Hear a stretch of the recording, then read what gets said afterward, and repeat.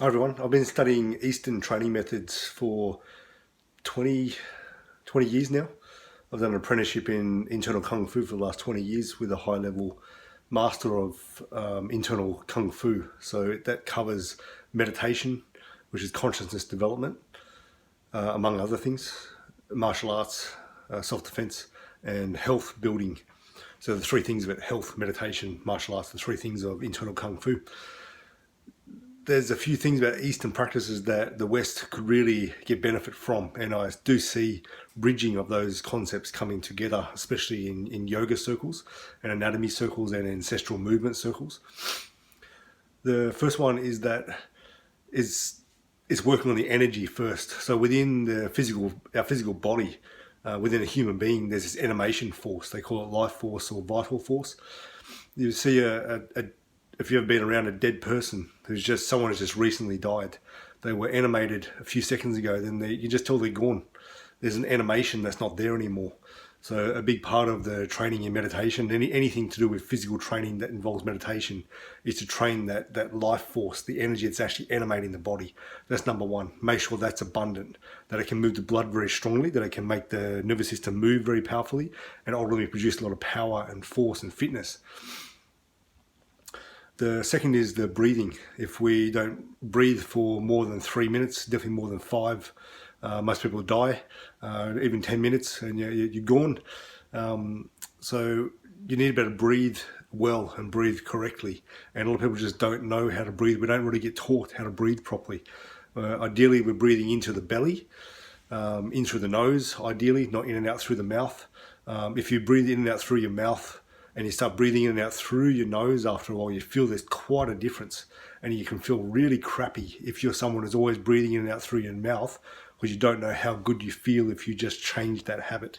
So a lot of exercise trainers, particularly in CrossFit these days, are taping the mouth shut of their athletes and getting them to breathe in and out through the nose to make the body be able to breathe better and breathe how it should. And initially the body starts to get into a bit of a panic mode because it's not getting the oxygen it normally can get. But within a few days, I've heard, that transforms, that changes, and the body finally is able to use oxygen a lot better than it could. So in the internal training, there's basic, easy methods for breathing training, and then there's quite complex breathing methods. The third one is internal organs. So in the West, we really just think of the heart being the main organ, maybe heart and the lungs, the main organs that need to be functioning well for fitness. So when we measure blood pressure, we measure it in the left arm because it's the closest compartment to the heart, as measuring something that's close to the heart. But different areas of the body have different compartment pressures.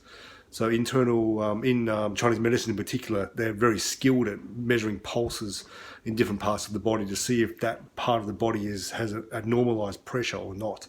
And there's exercises in particular in Tai Chi and Qigong.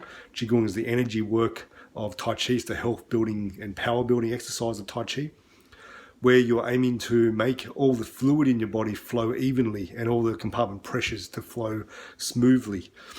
So if you've been sitting at a desk, as I remember doing all-nighters when I was at uni, and one day looking down, I was sitting there for about 7 hours without moving my feet, getting this bloody assignment done, and my feet are swollen, and I just got up, moved, and it normalised because I was healthy at the time, and I still am. But you see it in people who have left-sided heart failure. They have swelling in both feet and ankles. It's a pitting edema. You push into the swelling and it stays pushed in. So it's a way that a heart problem shows in the feet to do with fluid accumulation, and there's a backup of pressure into the lungs as well. So in the West, we think about the heart and lungs being healthy, but what about the liver? What about the kidneys, the gastrointestinal system, the spleen, all that sort of stuff? So that's a big thing in Eastern exercise.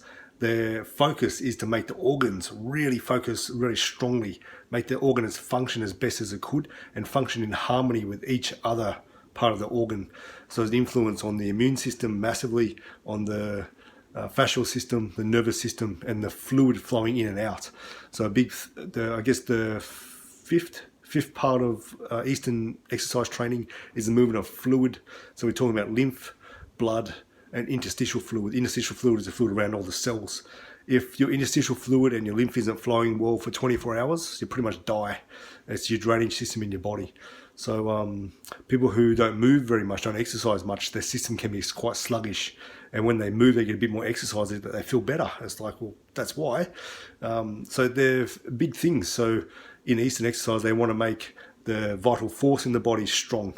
They want to make the breathing really smooth, deep, done well through the body at rest and also in exercise. Make the organs very strong and function and flow with each other, and make the fluid flow evenly and the pressures evenly in the body. Having that makes the body physically robust for health first. Your fitness and how fit you can become is based on how robust your physical health is. As soon as you get sick, you feel you don't have any fitness, you're breathing heavy.